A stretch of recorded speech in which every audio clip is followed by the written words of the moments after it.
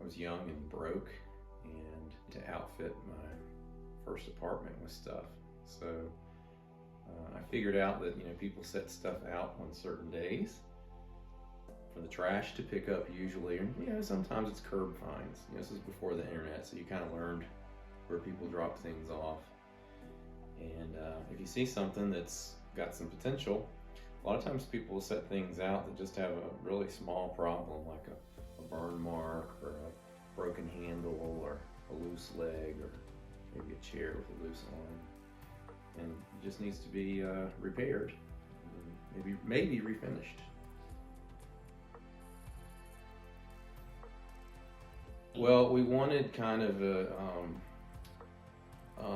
eclectic / industrial. I mean, it is industrial because it's a distillery, and I do like taking things that weren't using them for not their originally intended purpose.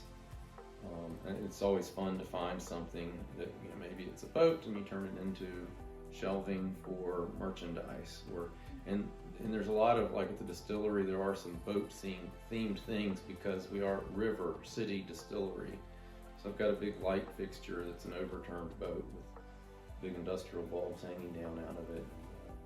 Another smaller, it was somebody's John boat that had a hole in the bottom, so it's pretty unusable as a boat. But if you turn it up on its end, the seats now become shelving surfaces, and then just put a few more boards in across to make additional shelving. And it had a really great patina to it, like the aluminum on it is beaten pretty badly, and then somebody had spray painted the bottom blue at one point, and that's all chipping now, and the metal showing through with the blue. It turns out it makes a really good contrast for displaying products. Yeah. At the distillery, we've got sort of a speakeasy vibe going upstairs. It's just an extended seating area, and so I crafted a hidden door bookcase that you can push. And then as you go up, the idea was it would look really dark and moody up there. I got some inspiration from Pinterest for that, actually.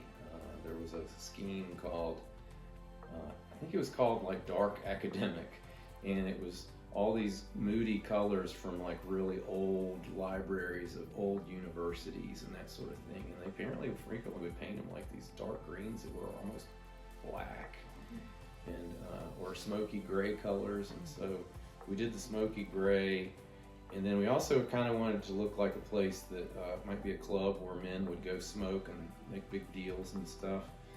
And just happened to get lucky and find somebody who was selling some banks of old lockers for next to nothing. They were in a barn. And so I got a 20-foot section of lockers that were almost exactly the right height for the wall. And yeah, it's amazing how many things are readily adaptable with just a few little modifications. And of course, thrift stores are great for finding furniture pieces, but you gotta go kind of regularly. And you also have to learn to sort of sort through what you can do something with and what's junk and it's going to always be junk. I think it keeps a lot of stuff from going to landfills. And people like used things that they can tell have been repurposed.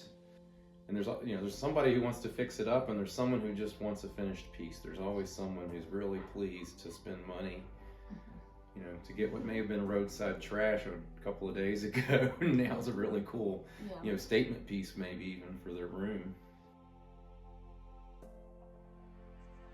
I got a friend who's he's an antique dealer, and he has been forever and ever and ever. And he loves to talk about there's antiques and then there's antiques, and the idea is there are some things, because they're so rare or unusual or the craftsmanship is so fine, that making it pristine or preserving it as to its original form and function is the goal. And those are the things he'd say are antiques, because they're super expensive and super collectible. But then there's everything else. It's old and it's interesting because it's old, but you don't have that's the sort of stuff I like, because you don't have to feel like bad about making it your own and changing it up. Yeah, and that's an old blanket chest. We didn't really do anything with it though, because the whole idea was to have something we didn't. It's a formal living room, but people do bring beverages to the formal living room, so why the coffee table should actually be usable was kind of the thought. And so all the water stains and stuff are just patina on it. Yeah, I think so. I think it's very generational though. Like, for instance, my mother's parents were of a generation that your goal was to have, I mean, truly, to have all new things. Like, it would be kind of an embarrassment, or you, even if you had a lot of heirloom stuff, that would be put away in storage somewhere. You know, you wouldn't really want that out on display, because what you want to show is that you're part of the new age. And